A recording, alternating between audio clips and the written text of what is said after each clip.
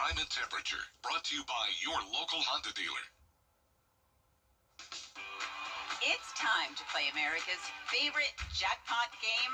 This is Powerball. Good evening, America. I'm Laura Johnson. Tonight we have another life-changing jackpot for you. It's worth an estimated $502.8 million. So get those tickets out. Let's play. That first number up is 40, followed by the number 6. Tonight we're going to meet Ernest Clements, who won $50,000 playing Powerball. Congratulations, Ernest. Now for the rest of those numbers, we've got 16, 33, rounding it out with 62. Your Powerball number tonight, good luck everyone, is 2, and your Power Play multiplier is 2. Right now on News Channel 6 and 7, a Georgia senator is claiming that women and children are being abused in immigration detention centers. Details on the investigation. Also ahead, fee increase discussions in Augusta will have a preview of tomorrow's vote. And a controversy in Columbia, teachers are being denied parental leave after having a stillbirth. Details as your News at 11 starts now. Live from Television Park, this is WJBF News Channel 6 at 11. Good evening, everyone. I'm Dee Griffin. Thank you so much for joining us. Coverage you can count on begins as one Georgia senator is alleging abuse of. Time now for a first check of our weather with meteorologist Jennifer Tracci. And this was some great sleeping weather. The rain coming down, everything. I'm at work, of course. I can't sleep in it, but it sounds like it's starting to, trail off a little. Yeah, no need for the noise machine tonight. You got the natural noise outside. We have been hearing a lot of thunder here at the station. We've been seeing a lot of lightning around, and you can tell that we've had a lot of heavy rain based off the 3-hour rainfall totals. Anywhere that you're seeing the yellow, that's an indication of around 2 to 3 inches of rain. Actually, if you put this on the past 4 hours or so, this portion of Jenkins County here around the Rogers community actually picked up around 4 inches over a very short period of time. We had aerial flood advisories earlier. Those have now expired because a lot of this rain is starting to lighten up. We're still seeing a few pockets of heavier downpours in Edgefield and Aiken County, a few lightning strikes over a very small area, a couple more lightning strikes right along the Savannah River, and then light showers across Waynesboro, but south of Waynesboro it is dry. So here's the look across the entire area. Johnson County, Jenkins, Emmanuel, pretty much completely dry. Showers and storms will last over the next couple of hours, but we're not expecting severe weather. That was our Terry Libero Hyundai Skyview cam over in Aiken. This morning we had a low of 74 and a high of 88. And right now we're sitting at 75 in Augusta, 77 in Aiken. A mild and muggy night with the winds coming in out of the east, very light. Calm winds tomorrow morning, and we'll get down to around 72 degrees. It'll be dry and mostly cloudy, but more rain is in the forecast tomorrow. I'll have a look at your futurecast coming up, but back to you, Dee. All right, thanks so much. We'll see you in a few minutes. A South Carolina lawmaker says he's heard from teachers who say they were denied parental leave after having stillbirths. Representative Neil Collins says this is against the law. In 2023, the state passed a bill to give new parents 6 weeks of paid leave. Collins says some districts are interpreting that to mean it only applies to births where the child survives. It's unfortunate that we have to clarify this in the statute for certain interpretations, but look forward to making it clear that qualifying event of a stillbirth does qualify as a burden. Representative Collins says a legal opinion from the Attorney General would arrive in the coming weeks, and he plans on filing additional legislation to clarify these terms. Augusta leaders preparing for major decisions that could cost you money. City leaders facing votes on changes to street light and trash fees, the next SPLOS, and a proposed property tax increase. George Escala has the story. For Augusta leaders, there's no road left to kick the can down. We have some important decisions, some that have been deferred by former governing bodies, but we're up to the task. On the plate Tuesday is the final SPLOS project list. New fees for trash service and streetlights, and a property tax increase of $90 on the average priced home in Augusta. Taxpayers facing an onslaught. I think they can find the money if they really wanted to without burdening us any further. The administrator telling commissioners the tax hike is being offered because there's a nearly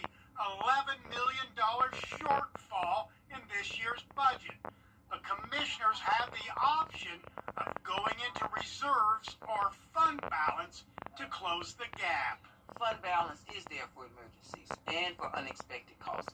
So it would not be out of the ordinary to utilize your fund balance this time and then make some adjustments as it goes on for your next year's budget. The mayor's saying he will not vote to increase property taxes. Not going to support it at all, George. I believe that we now have to tighten our belts.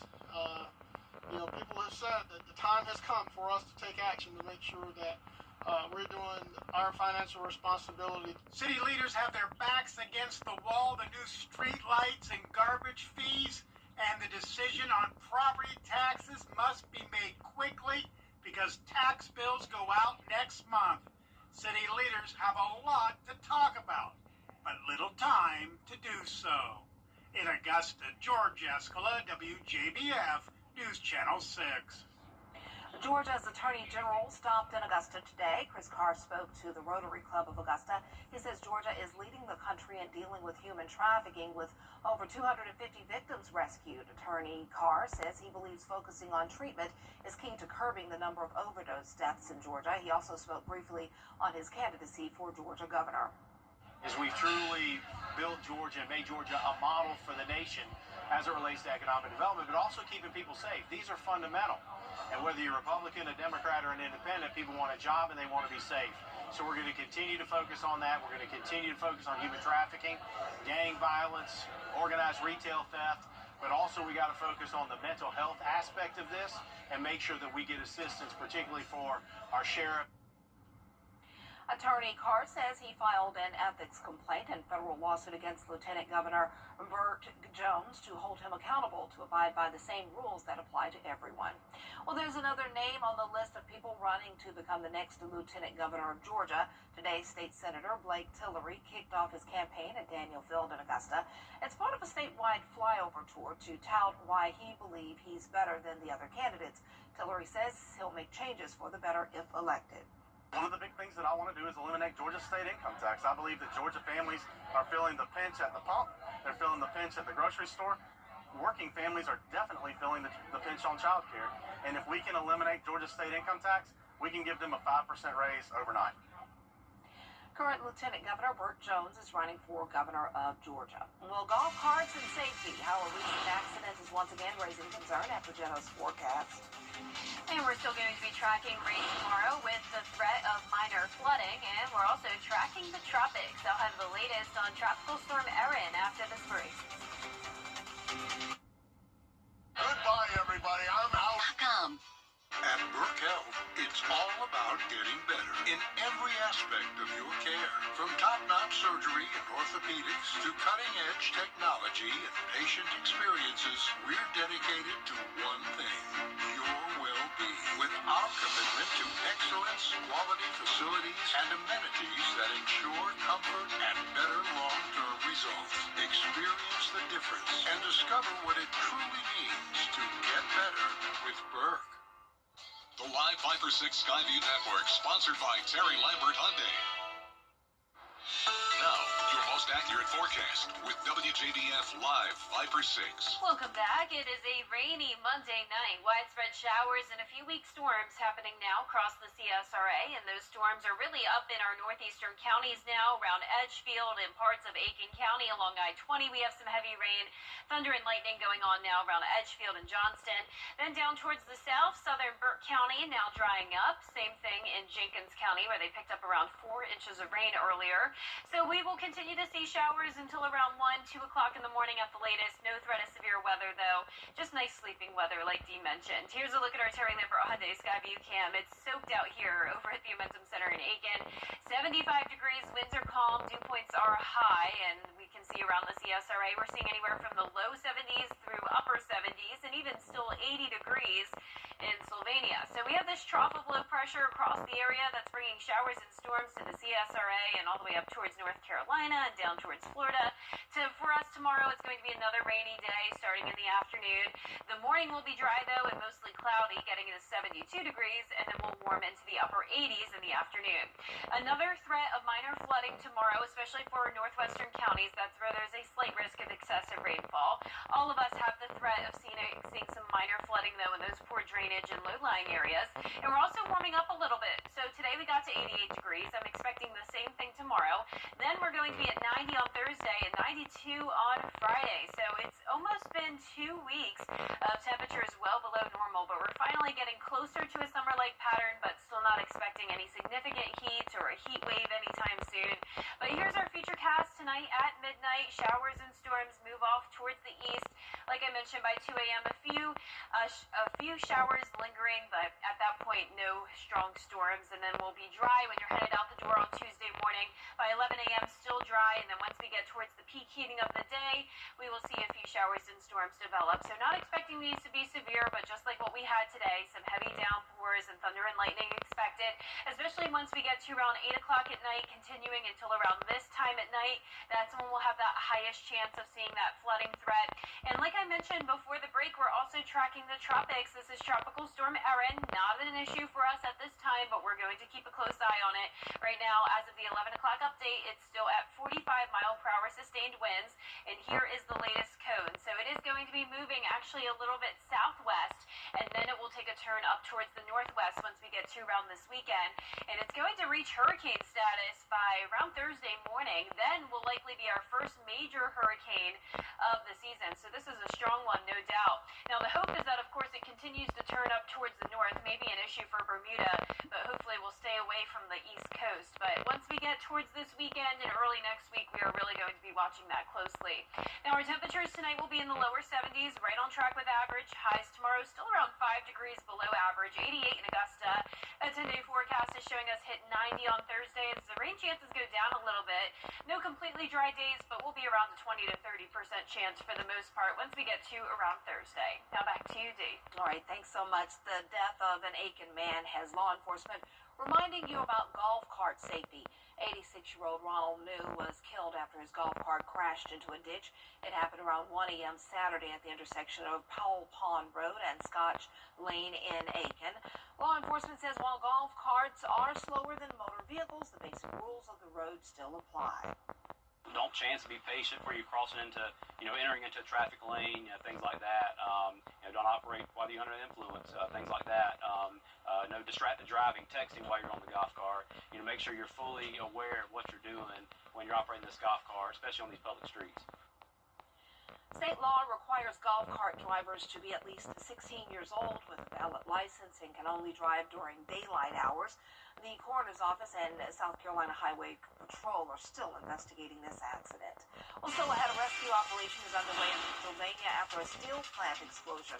We'll have the latest from coverage you can count on continues. But first, the winning numbers for tonight's South Carolina Lottery are Pick 3, 517, and the Pick 4 winning numbers 6378. The Fireball 3. We'll be right back. At Kroger, every day, ordinary people in the CSRA do extraordinary things to serve our community. Each month, News Channel 6 recognizes these outstanding volunteers with the Giving Your Best Award. Do you know an everyday hero who goes the extra mile to help others? Nominate them for the Giving Your Best Award by visiting WJBF.com and filling out the entry form. Sponsored by Science Co, Beat Lot Augusta, Security Federal Bank, and News Channel 6. Why call Advanced Air Technology for all? The WJBF Live Viper 6 Skyview Network is sponsored by Terry Lambert Hyundai. Low prices, big selection, and committed to quality customer service. Now, WJBF sports coverage you can count on. Well, last week we announced the head coaches who will lead Border Bowl 13. Greenbrier head coach Sean Tiernan representing Team Georgia, and Silver Bluff head coach Matt Hayes for South Carolina. Now, they both shared their thoughts on this opportunity to coach the best of the best in the CSRA. It's a great honor to be able to represent the state of Georgia. I've been watching this for a long time since y'all started doing it. And to have the opportunity to be the head coach is a great honor. Coach Tiernan has worked as a Border Bowl assistant coach, so he knows exactly what type of player he's looking for to represent his team in January. These kids that are off for about a month and a half, in between the time that the season ends and the time they play in the All-Star game. So we're looking for kids who are going to be out there that their coach feel they're a physical, competitive group. Not only competitive competitive, but a team that can dominate in the trenches. About the line of scrimmage. That's the biggest thing. Like anything else, finding the best offensive and defensive line possible. Last year we had a really good group of guys. As for Coach Hayes, he was a young assistant coach when Border Bowl first started 13 years ago, and now has the chance to lead Team South Carolina. Evaluating the players that's in this area and how they fit kind of together, and then coming up with the practice schedules and all that stuff. So I'm excited about the logistics, but also working with coaches and those players for a great cause. It's a great opportunity. Hayes isn't only seeking high-performing athletes, but how they present themselves in practice. The film shows what it shows, and film rarely lies, and so you're looking for those talented players at the position. And then there's a trust factor with the coaches. You will reach out to those coaches. Do they show up on time? Do they want to be coached? Do they take coaching? Do they want to better their craft? Despite the players coming from different schools, Hayes believes they all have one common trait. I always said if you can see all of them together at one time, what kind of talented team that is. And when you pull them from small school districts, small schools, and big schools, and they kind of come together, but they're all very, very similar when it comes to being competitive. Well, Border Bowl just about 5 months away, but in the meantime, schools like the Aiken Hornets getting in some preseason scrimmage. First-year head coach Steve Hibbets and his staff looking to turn around this program from its 1-9 campaign last season. They're taking on Timberland. Now Hornets driving Tanner Padgett with a shovel pass to Darius Walker, who takes it to the house down the sideline here for the Aiken touchdown. His teammates all running down the sideline with him in excitement. Then Aiken gets the ball back here on offense, and it's running back Mike Francis who punches it in here for 6. They fall just short to Timberland, though, 16-15. Now, the AP Top 25 preseason poll just released today, with the Clemson Tigers coming in as the 4th-ranked team in the country. The Georgia Bulldogs right behind them there at number 5. And then coming in at 13th, the South Carolina Gamecocks. Clemson and Georgia kick off their season August 30th, while South Carolina the 31st at Mercedes-Benz Stadium. That's it for sports. We'll be right back. Attention viewers, CW6 is now available today on Fubo. It's never been easier to watch all your favorite CW shows, sports, talk, reality, and so much more. CW6. Watch it today on Fubo. Get the latest video in one click at WJBF.com. Gen X kids had a television PSA warning them not to lick 9-volt batteries. Well, now there's a snack to help you remember what that battery tasted like. Ew. The Dutch brand Rewind is calling their new battery-flavored tortilla chip the forbidden taste of childhood curiosity. Rewind assures customers no actual battery components were used to create the metallic taste, only edible ingredients. That's just gross. I remember what those batteries tasted like. That's just nasty. I didn't know that was a thing. It was. I hate to say it was. That's our report for now. Thanks so much for watching. Don't forget to wake up with Barkley, Mary, and Dawn. Good night.